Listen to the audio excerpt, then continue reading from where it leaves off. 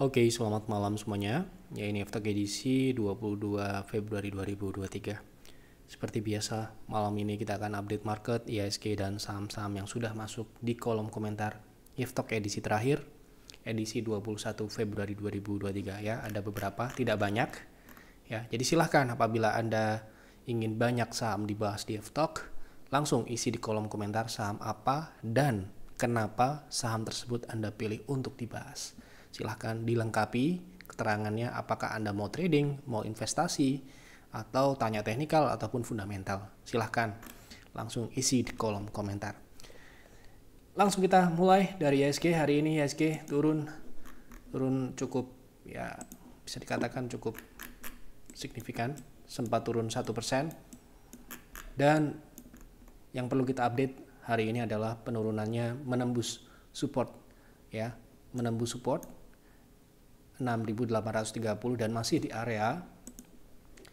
di area Stochel, area 6.800-an. Ini adalah area support yang menentukan jika tidak dipertahankan, ya, tidak dipertahankan, ini 6812 ya untuk supportnya.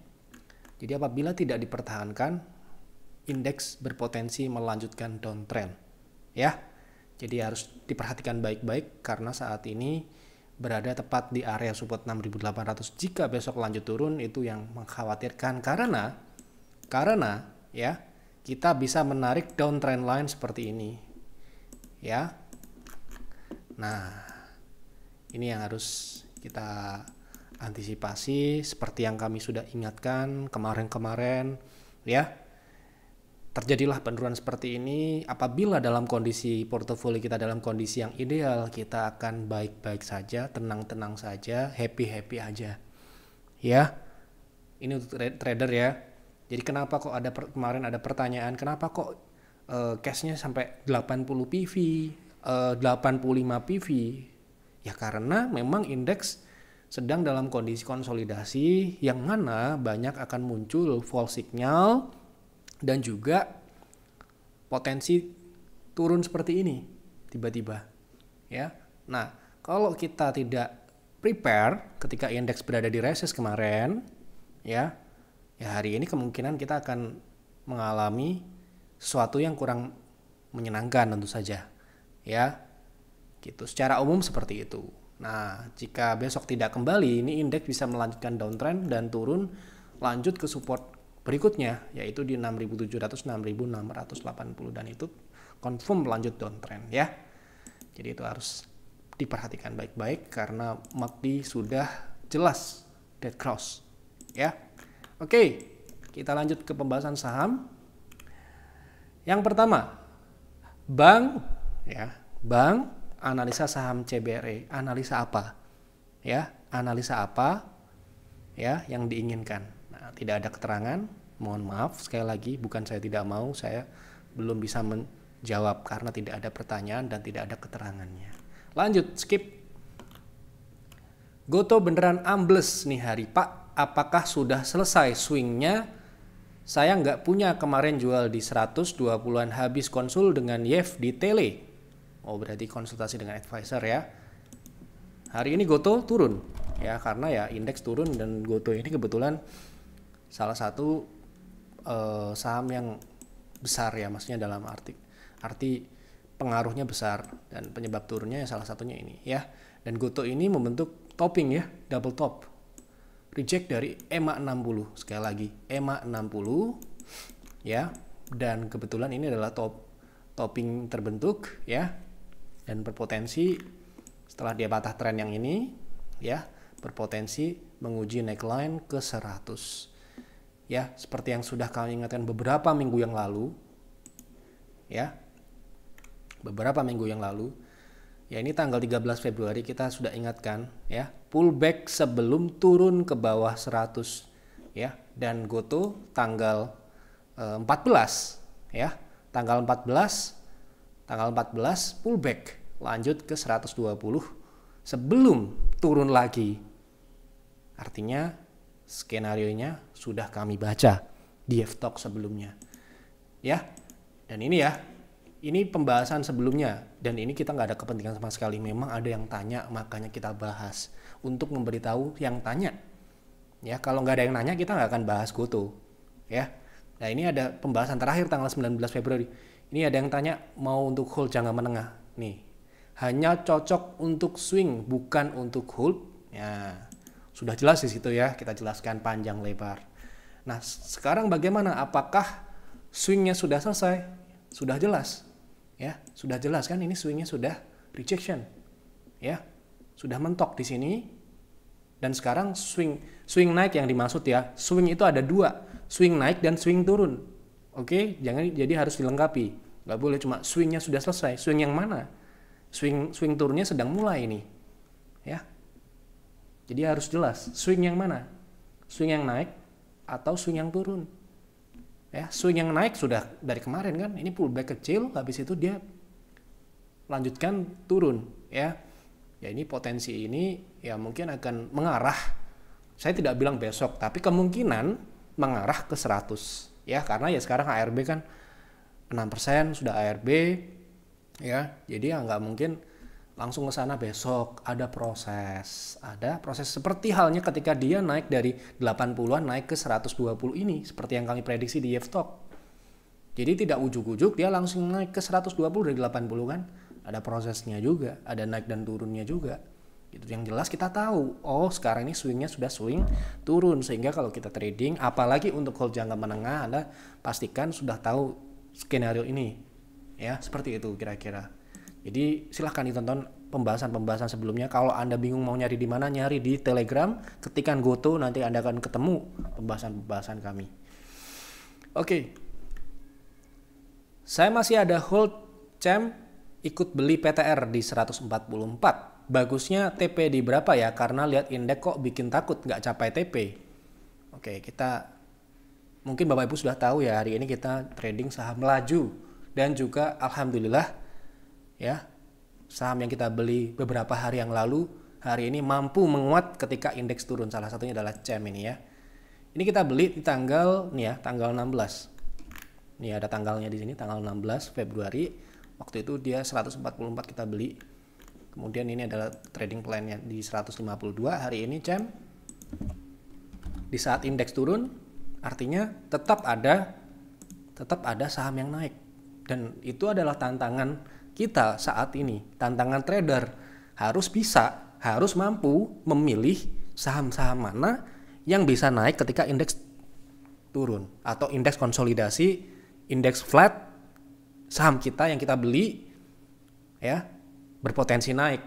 Ya berpotensi, sekali lagi kami bukan price maker. Jadi ya kami bersyukur bisa memprediksi dan mengantisipasi saham-saham apa ya, saham-saham apa yang berpotensi naik ketika indeks jeblok seperti hari ini. Hari ini turun 1%, ingat. CEM malah naik. Ya. Gitu. Hari ini dia naik berapa persen? 4,7%. Ya. Dan sudah mencapai TP kita, TP1 ya, T152. Nah, TP berikutnya di 170 ini memungkinkan. Kenapa begitu? Pertama, secara indikator MACD sudah mulai membaik setelah dia slow ke bawah, ya. MACD sudah mulai baik dan di sini kenaikannya diikuti dengan peningkatan volume transaksi. Ya, seharusnya ada potensi paling tidak di atas 160 sampai dengan 170 tadi TP kedua. Kita nggak muluk-muluk mau cari TP 230 meskipun CEM secara jangka menengah arahnya ke sana, ya.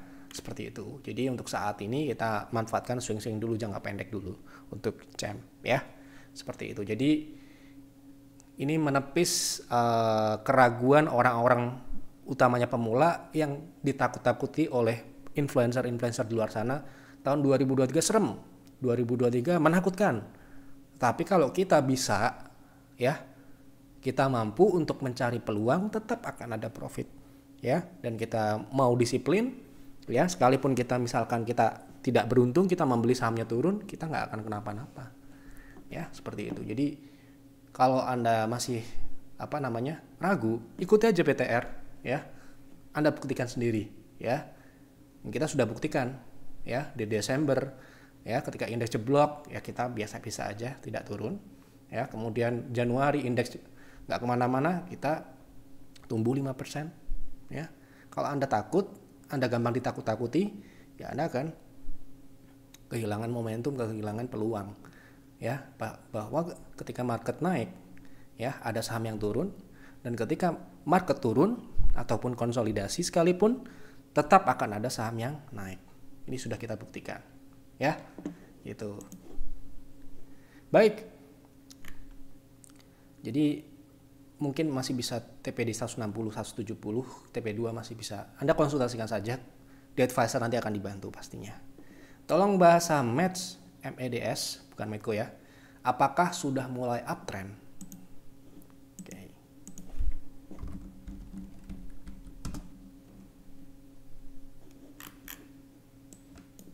Oke, uptrend atau tidak?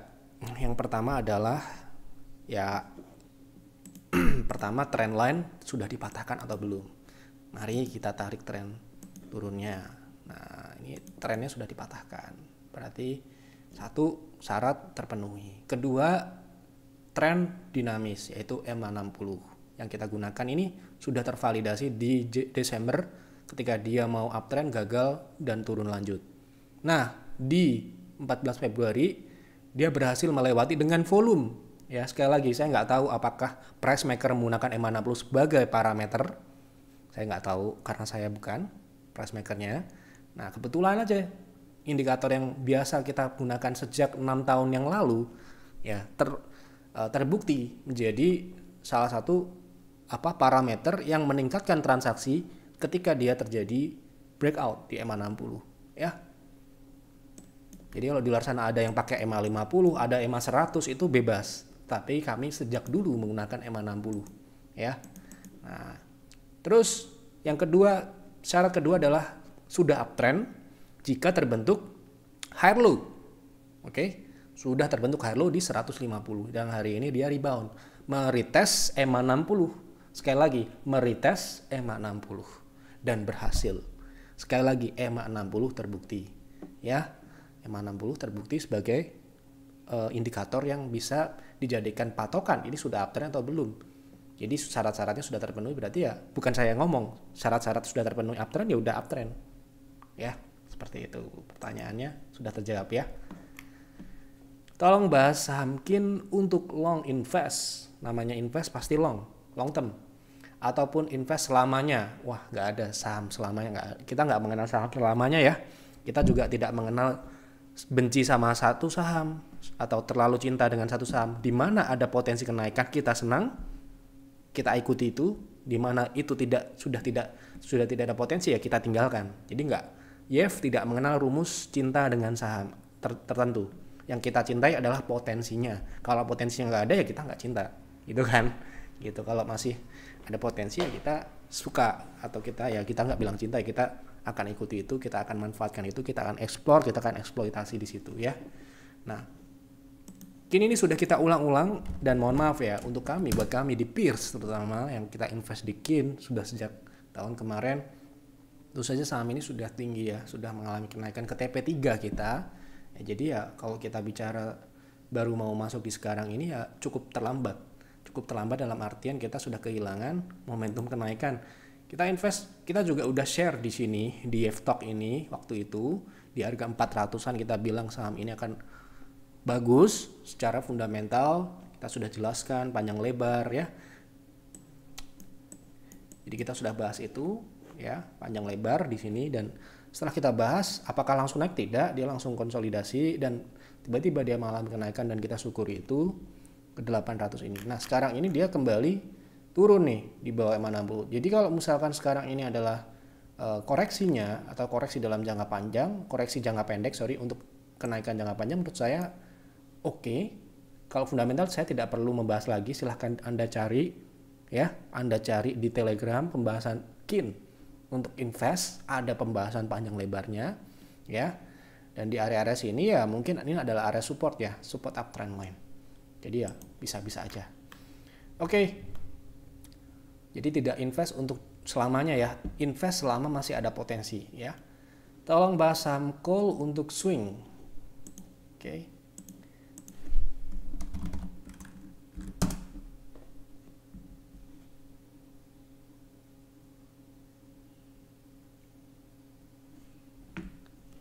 Untuk swing, saham ini sedang swing ya sekarang ya. Nah, potensi swingnya tentu saja ke EMA 60 dulu, atau ini adalah level 0,3 ya. Dan swingnya ini sudah berjalan, jadi kita coba lihat berapa persen. Masih tersisa sekitar 8%. Kalau Anda mau silahkan. Dengan batasan proteksi mungkin di 135 ya, 5%. Oke, seperti itu.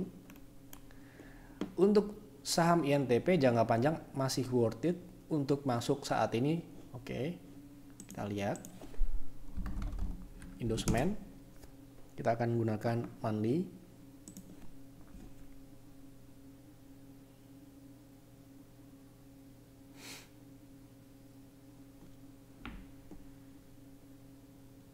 Oke, sebentar ya. Nah, saat ini pertama kita harus lihat fundamental dulu untuk invest ya, karena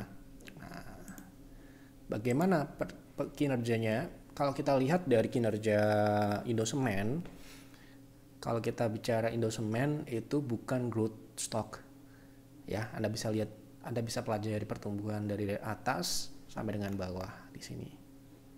Namun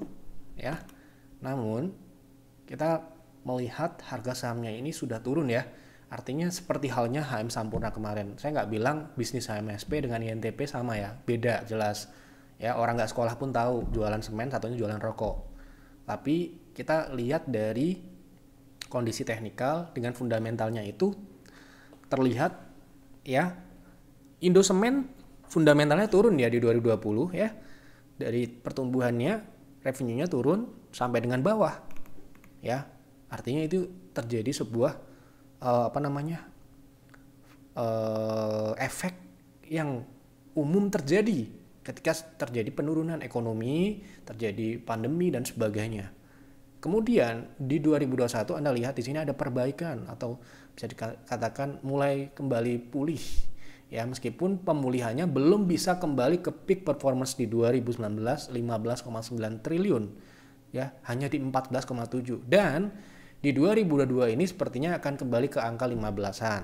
Ini belum keluar ya untuk laporan kinerja di 2022, baru di kuartal 3 ini pertumbuhannya lumayan signifikan, di mana revenue tumbuh 20 dan sampai bawah ini tumbuh 5%. Tidak besar memang, ini bukan growth stock. Ini adalah perusahaan yang sudah mature. Di mana ya kita lihat dari sini pertumbuhannya udah nggak ada, memang naik turunnya ya tipis gitu ya. Jadi jangan mengharapkan pertumbuhan signifikan dari fundamentalnya ya. Tetapi harga sahamnya yang kita harus lihat. Harga saham INTP ini sudah turun dari peak performance di 2019 tadi berapa persen gitu ya. Nah, di 2019 oke, itu peaknya di 22.000, dia sudah turun 40-an atau 50%, bahkan kemarin sempat 60%. Artinya di sini penurunan harga sahamnya melebihi dari penurunan fundamentalnya, sehingga ada gap antara teknikal harga saham dengan fundamental yang saat ini sudah mulai kembali pulih. Kembali pulih saya nggak bilang tumbuh ya, pulih dengan tumbuh itu beda. Kalau namanya tumbuh, misalkan 2020 dia 10T, 2022 dia 11 atau 15T. Nah, ini enggak. Dia baru kembali memperbaiki posisinya seperti halnya di 2019. Berarti dia belum bisa dikatakan tumbuh, ya. Kalau tumbuh itu dia mencetak rekor tertinggi baru pertumbuhannya, gitu ya. Nah, potensinya menurut saya ini akan paling tidak dia akan menyamai harga di 2020 ataupun 2019, yang mana potensi upside-nya dari saat ini kita coba lihat dari teknikalnya dulu ya. Ini pullback dulu ya. Kita bicara pullback ini ya. Itu sekitar 50% upside-nya. Ya. Itu ya. Itu pullback. Yang terdekat itu 26%, 24%, harusnya ini tidak sulit untuk tercapai. Ya, gitu. Namun ya secara teknikal ini memang belum uptrend, maka dari itu kita nggak mengincar harga di 2019 meskipun kemungkinan revenue-nya akan menyamai 2019 atau lebih tinggi ya. Jadi kemungkinan di 0,3 atau di 0,6 ini, dan sudah cukup untuk kita mungkin untuk invest jangka panjang tidak, tapi memanfaatkan pullback ini jangka menengah ya. Dengan risk, tetap ada risknya, ingat ya. Jangan dikira cuma potensi naik, ada potensi turun juga ya. Dengan risk yang Anda batasi sekitar 20%, tetap lebih besar upside-nya. Ya, worth it atau tidak sekali lagi masing-masing ya. Gitu. Mau dibahas untuk saham PNLF, gimana teknikal buat swing? Oke, PNLF untuk swing sepertinya kemarin sudah naik ya, dan kita akan coba lihat kalau dilihat dari jangka pendek ya.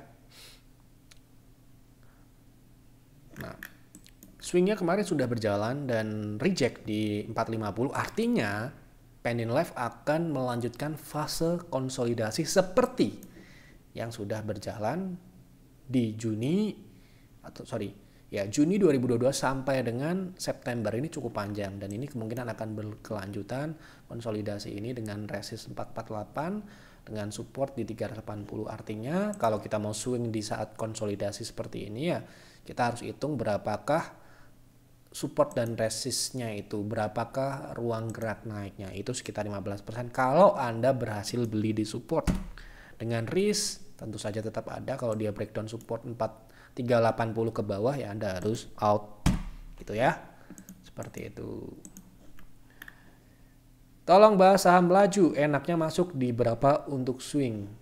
Laju tentu saja mohon maaf ya, karena ini ya YFTOP, jadi kita nggak bisa memberikan waktu yang terbaik. Yang terbaik tentu saja hari ini ketika kita beli ya, kita syukuri ya. Ini selain CEM, ini adalah laju hari ini jam 9 tadi ya. Jam 9 itu indeks mulai turun ya, baru mulai proses turun 0,6 0,3. Kita berani beli ya, karena kita nggak mencari saham yang pergerakannya searah dengan indeks. Laju jelas ya, clear dia tidak relevan dengan indeks, sehingga ya ketika dia terjadi koreksi, sebelumnya dia naik loh ya, tapi kita tunggu dia masuk. Ketika dia ada turun, kita diberikan kesempatan masuk di 214, kita nggak ngambil banyak, cuma 5 PV aja ya, dan kita berhasil. Dan Anda lihat laju hari ini 238 ya, artinya kalau dari harga beli kita ya lumayan ya, 212% di saat indeks turun 1% gitu ya. Kalau mau masuk lagi, kalau misalkan ini bisa aja dia turun lagi di 228 misalkan, di 226 228 ini mungkin akan di retest, karena ini sekali lagi ini saham baru, dan kalau tanpa sistem saya di sini nggak bisa baca sebenarnya, karena kita trading menggunakan sistem ya. Sistem itu yang mendeteksi saham-saham A, B, C, D, E ini yang akan berpotensi, dan ini saham laju ini terdeteksi. Selain CEM yang kita sudah beli beberapa hari yang lalu, ini tuh sudah kita tunggu dia turun ya, dan hari ini kita diberikan kesempatan untuk turun. Jadi kalau saran saya ketika indeks konsolidasi atau turun, utamakan buy on weakness, jangan buy on breakout, karena sekali lagi ya, hipotesanya adalah ketika market konsolidasi turun ya, akan banyak false signal, sehingga kita harus bisa kita tidak boleh terlalu agresif ketika ada breakout. Jangan buru-buru kejar, karena tiba-tiba nanti market melemah, kita kena false signal seperti itu ya. Jadi ini target kita untuk laju itu di 280 ya. Jadi masih ini ya, targetnya di sini ini ya. Jadi ya kita syukuri. Sekali lagi ya, market turun bukan berarti tidak ada potensi saham naik ya, tetap akan ada, tetapi memang akan lebih relatif. Sekali lagi relatif, masing-masing orang beda-beda, relatif akan lebih menantang buat kami untuk berhati-hati, karena ya lagi-lagi banyak false signal keluar. Anda lihat breakout kemarin misalkan seperti PNLF, naik besok tiba-tiba turun, padahal naiknya besar, volumenya besar, tiba-tiba saja turun. Lagi-lagi ya, ketika market naik, ketika market turun, cost yang dikeluarkan untuk mengerek harga saham itu tidak murah. Sekali lagi, tidak murah. Tetapi ketika Anda sebagai price maker dan berhasil, itu akan menarik atensi pelaku pasar yang mana mereka mungkin sedang bosan, uangnya banyak, wah dimasukin aja ke saham-saham yang ini karena dia lagi naik seperti laju ini, ya. Karena ya lagi-lagi uang-uang besar saya yakin itu adalah uang-uang yang berbunga. Jadi kalau dia diam, dia ya rugi, ya, dia akan rugi. Ya pasti akan diputar kemana ya? Kalau market jatuh, ya dia akan buang saham-saham yang beta rendah, ya. Jadi kalau misalkan dia akan memutar itu juga pasti akan melihat market. Makanya kok di FTOK itu sejak dulu ada pembahasan indeks supaya apa? Supaya Anda strateginya match dengan market. Jangan sampai dikira ngapain sih bahas IHSG buat apa? Ya, kita nggak trading indeks, tapi Anda tidak trading indeks, tapi Anda perlu tahu bagaimana kondisi market. Itu ya. Itu semoga bisa mencerahkan, semoga bisa memberikan wawasan, ya. Tujuan kita ya tidak cuma hanya membahas saham, tetapi Bapak Ibu yang mungkin utamanya masih baru dan sedang senang-senangnya belajar, ini adalah waktu yang tepat ketika market menantang seperti ini. Ini adalah waktu yang terbaik untuk menguji kita, menguji psikologis kita, menguji strategi kita, menguji apapun yang kita miliki, apakah kita bisa survive, bisa tumbuh di saat market yang tidak mendukung. Kalau kita bisa, seperti yang kita sudah buktikan di private trading room, berarti Anda akan bisa melewati siklus apapun di market. Ya, itu saja yang dapat saya sampaikan di FTalk malam ini. Mohon maaf apabila ada kekurangan atau kesalahan dalam penyampaian. Sekali lagi, apa yang kami sampaikan di sini adalah prediksi dan analisa, bisa benar bisa salah. Analisa lagi, buat trading plan sendiri-sendiri, buat investing plan sendiri-sendiri, dan jalankan itu dengan disiplin, ya. Dan silahkan isi kembali di kolom komentar saham apa yang menarik untuk dibahas di FTalk selanjutnya. Dan bagi yang belum subscribe, nih masih banyak yang belum subscribe, silahkan subscribe channel ini dan boleh di like untuk mendukung kami supaya kami tetap semangat untuk membuat FTalk. Dan juga jangan lupa yang belum subscribe, saya lagi silahkan subscribe. Gitu saja, selamat malam dan sampai jumpa.